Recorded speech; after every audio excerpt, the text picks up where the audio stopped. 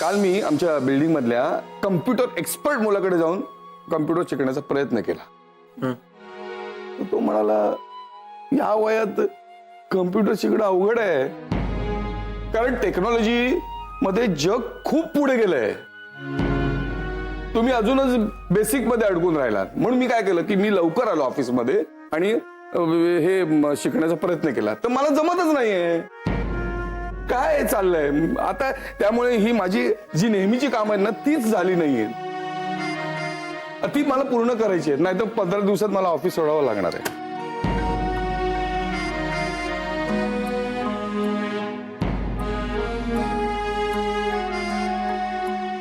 काका, आपण दुसरा एखादा क्लास बघू ना. मग नाही जमणार. मी तुला सांगितलं ना अतिथी, मला नाही जमणार. मला काही जमणार नाही. मी उद्या अविनाश सरांना बोलणार आहे.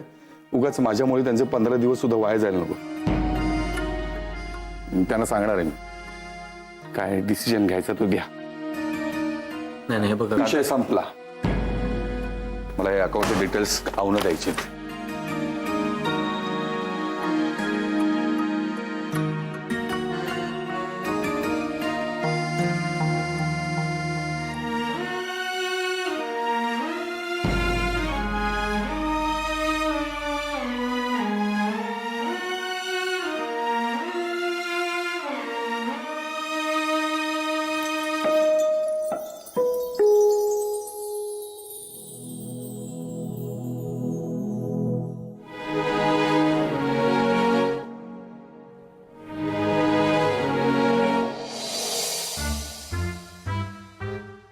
अरे बाप रे, अरे काय झालंय?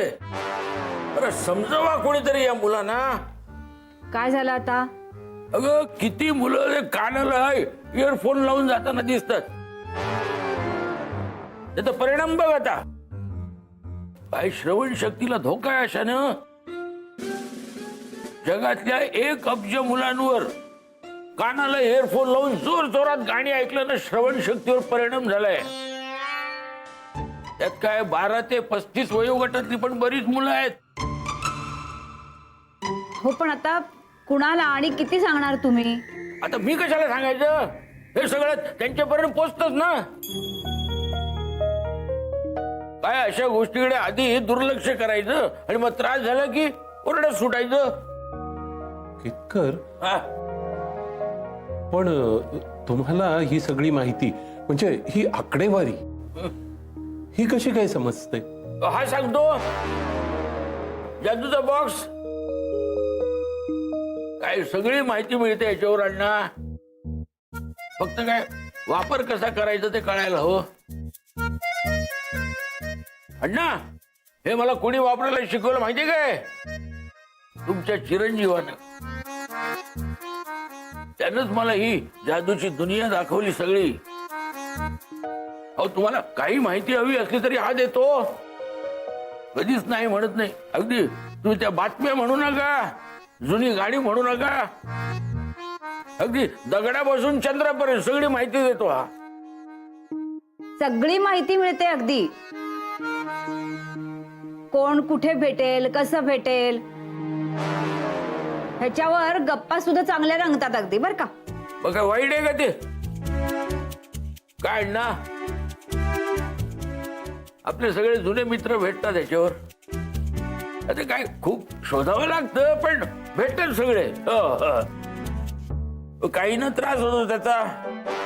छे बाई, मला कशाला त्रास होईल? उलट बरंच आहे ना. तुमच्या प्रश्नांची हा उत्तर देतो. इतरांचा त्रास तरी कमी झाला. म्हणजे माझा त्रास होतो तुला? तुमच्या प्रश्नांचा. हा? हे आले माझे जय गुरुजी आले. खूप छान शिकवलंय ना मला. तुम्ही पण शिका अण्णा. या वयात काय हो शिकायचं? काय शिकायला वयाचं बंधन नसतं. शिकवणाऱ्यावर बरंच अवलंबून असतं. आणि काय आधीच आपल्या वयाच्या लोकांना या सगळ्या गोष्टींची आधी भीती वाटते. म्हणजे वापरायची आधीच बिघडलं तर असं. त्यात काय वृक्षपणे माहिती दिली की अधिक वैतागायला होतं. कसं आहे, शिकवणं आहे ना ते आपुलकीनं झालं पाहिजे. म्हणजे त्याचं लवकर आकलन होतं. हा, जयनं शिकवलं म्हणून मी पटकन शिकलो हो कॉम्प्युटर. हा, जय गुरुजी, धन्यवाद आपण. काका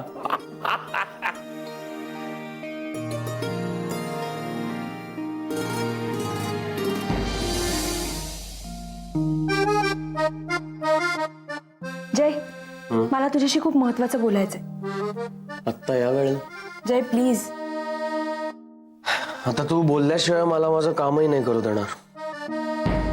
तुझ्या लक्षात आलंय का अदिती, काही सांगितल्याशिवाय कसं काय लक्षात येईल? अरविंद काकांच्या प्रॉब्लेमचं सोल्युशन मिळालं. अदिती, मला ही गोष्ट खूप आवडते तुझी. म्हणजे कुठल्या तरी प्रॉब्लेमचं सोल्युशन मिळाल्याशिवाय तुला झोपही येत नाही ना. तो प्रॉब्लेम कुणाचाही असो, काहीही असो. जय, माझं कौतुक सकाळी कर, आधी सोल्युशन तर ऐक. बोला मॅडम, नंतर मला माझं काम करायचं. ओके. केतकर काकांना तू लॅपटॉप शिकवलास, तसंच अरविंद काकांना सुद्धा तू म्हणजे तू नाही, आपण दोघांनी मिळून जर कम्प्युटर शिकवलात तर. अदिती, अगं हे जमणार आहे का आपल्याला? का नाही करू शकत?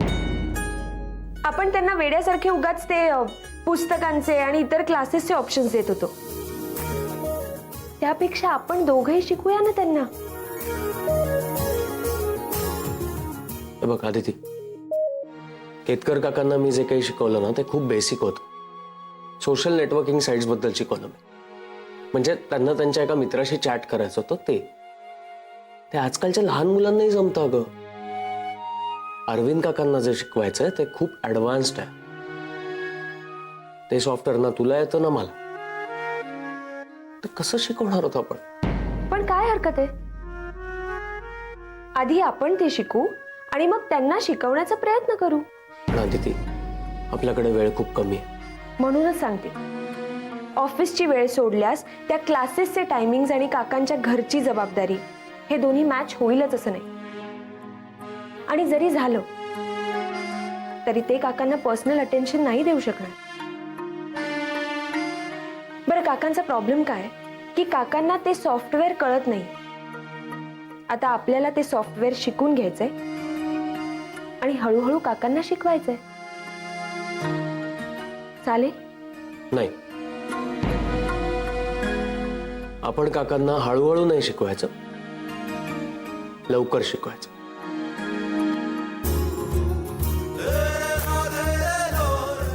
जर अरविंद काका क्लासला जाऊ शकत नसतील तर हा क्लास त्यांच्यापर्यंत पोहोचेल. Aditi and Jay classes.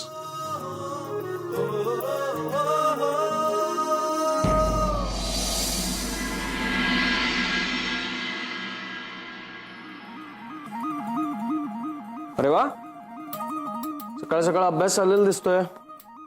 हो रे. हे जर सॉफ्टवेअर आपल्याला अरविंद काकांना समजावून सांगायचं आहे तर ते आधी आपण समजून घेणं गरजेचं आहे ना.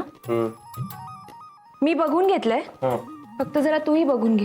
हा, म्हणजे काय होईल की तू वेगळं त्यांना सांगायला नको आणि मी काहीतरी वेगळं सांगायला नको, नाही तर ते परत कन्फ्युज. मॅडम, जय, मी सिरियसली सांगते तुला. मी सिरियसलीच ऐकतोय अदिती.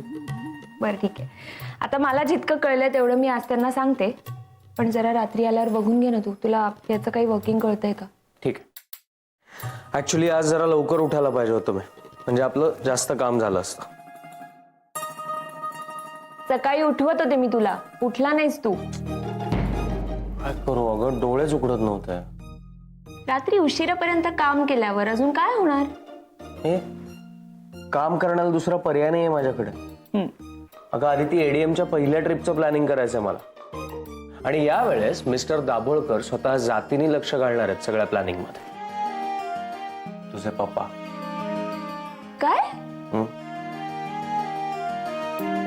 खरं तर पप्पा स्वतः या कामामध्ये कधीच लक्ष घालत नाही.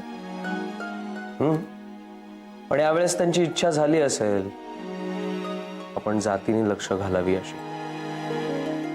एनिवे, अहो मला म्हटल्यात माझ्याकडे अजून 1-1.5 महिना आहे, त्यामुळे टेन्शन नाही, वेळ आहे आता. पप्पांचं नाव ऐकलं ना की नेहमी टेन्शनच येतं रे मला. टेन्शन येतं कारण तू टेन्शन घेतेस आदित्य. मी म्हंटल ना आपल्याकडे 1.5 महिना आहे अजून, पण अरविंद काकांकडे फक्त 15 दिवस.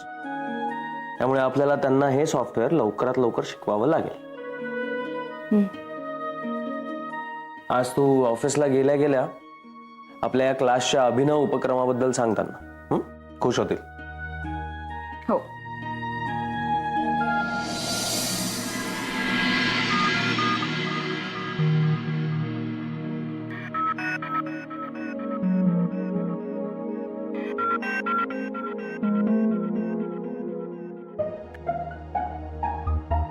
काका, बरं झालं तुम्ही इथेच भेटलात.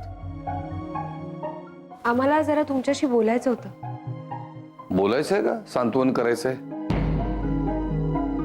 का? आणखीन नवीन काही प्रॉब्लेम? काका, आम्ही प्रॉब्लेमचं सोल्युशन देतोय. Please please. काका, तुम्ही एकदा आमचं बोलणं ऐकून तरी घेणार आहात का प्लीज? काका प्लीज. काका, अहो तुम्ही ते सॉफ्टवेअर शिकू शकाल.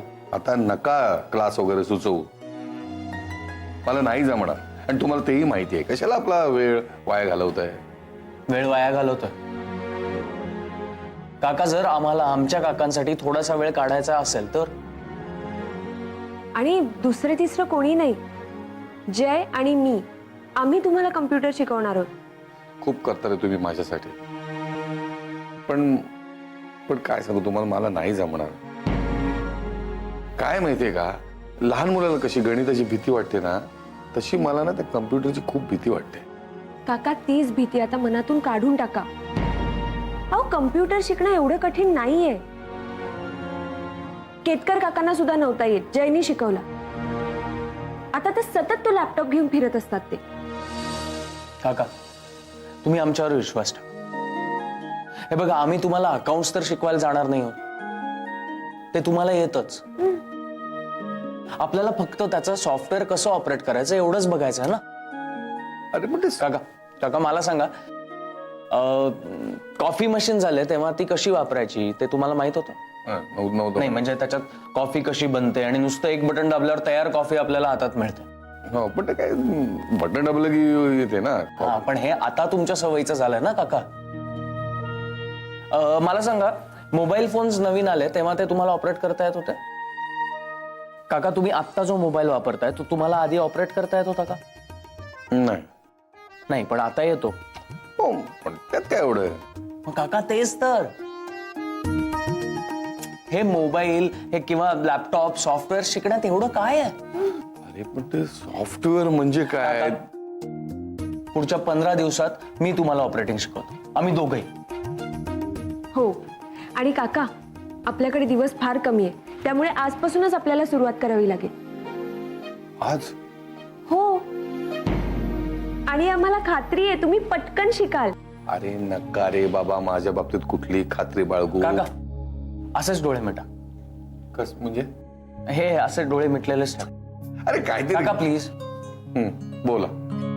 आणि आता म्हणा, मला सगळं येणार आहे, मी सगळं शिकणार आहे. मला सगळे येणार आहे आणि मी सगळं शिकणार. काय तरी काका काय? प्लीज एकदा शांत डोकं ठेवून विचार करून मग बोला. अरे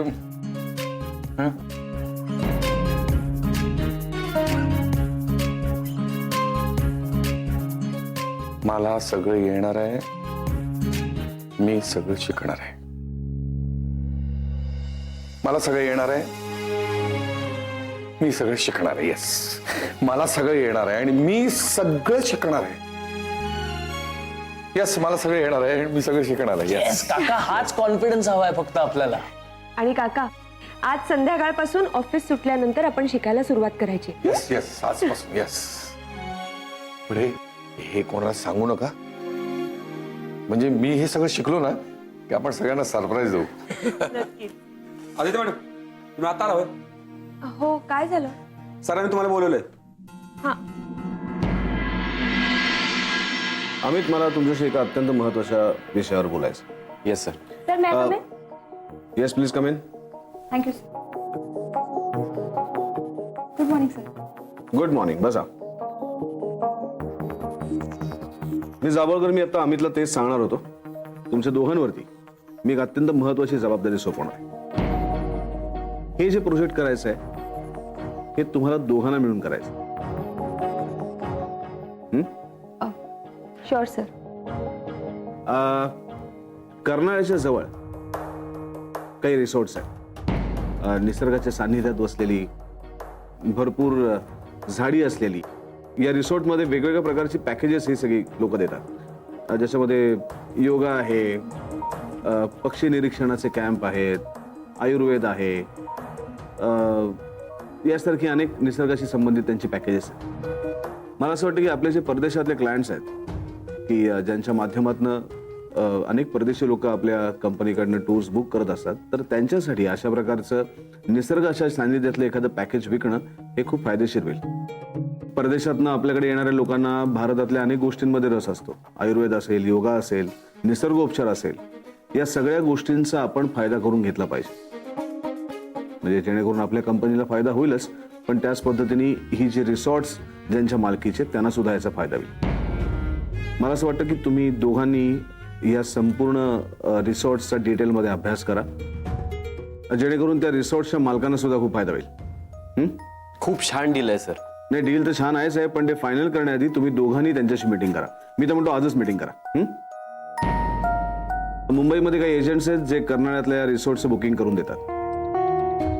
त्यांना जाऊन भेटा, तिथल्या सगळ्या रिसॉर्टचे डिटेल्स घ्या, आणि जर तुम्हाला दोघांना असं वाटलं की हा प्रोजेक्ट इंटरेस्टिंग आहे, फायद्याचा आहे आपल्या कंपनीचा, तर मला इन्व्हॉल्व करून घ्या.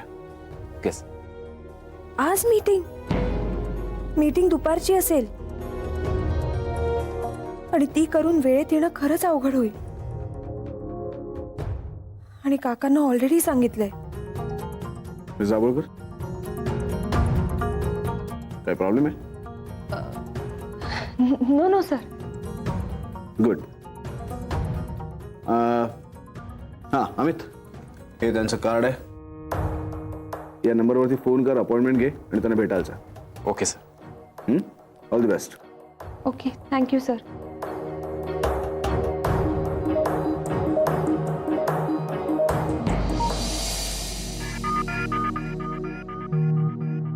अमित, काय? मी काय म्हणते, किती वाजता निघावं लागेल आपल्याला?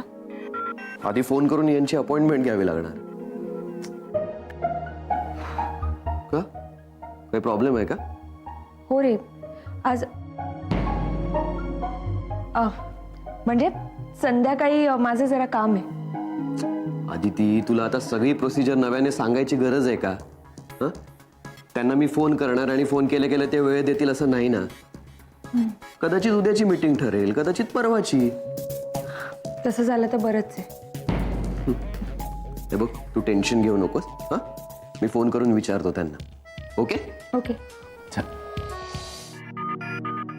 अमित, क्लायंटला कॉल केला होता? अगं, मी त्यांना फोन करतोय पण ते फोन उचलतच नाहीये. विल कॉल बॅक म्हणून मेसेज आलाय त्यांचा, पण तेव्हापासून आतापर्यंत काही फोन आलेला नाहीये. हे बघ, तू टेन्शन घेऊ नकोस. तुझं जे काही संध्याकाळचं काम आहे ना ते कर. आणि मला वाटत नाही की आता त्यांचा फोन येईल म्हणून.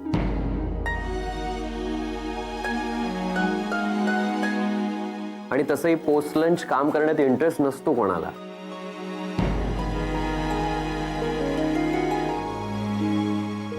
काय झालंय नंदिनी मॅडम? नाही म्हणजे आज कुणी काय डब्यात आणलंय ते विचारलं नाहीत, कुणाचे स्वयंपाकाचं काही कौतुक केलं नाहीत. काय झालंय? काय काही नाही. अरविंद, काय झालं काकांना? म्हणजे कुणाच्याच काही लक्षात नाही आलंय का?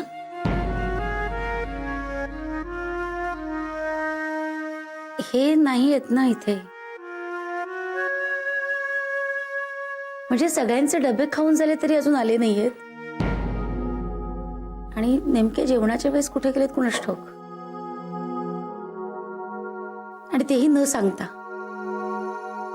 अजून अपसेट आहेत वाटतं. हो पण अण्णावर कशाला ना नाराज व्हायचं. आणि तसंही सरांनी आता मुदत दिलीये ना त्यांना. मुदत दिलीये ग, पण मन थाऱ्यावर नाही ना, त्याचं काय.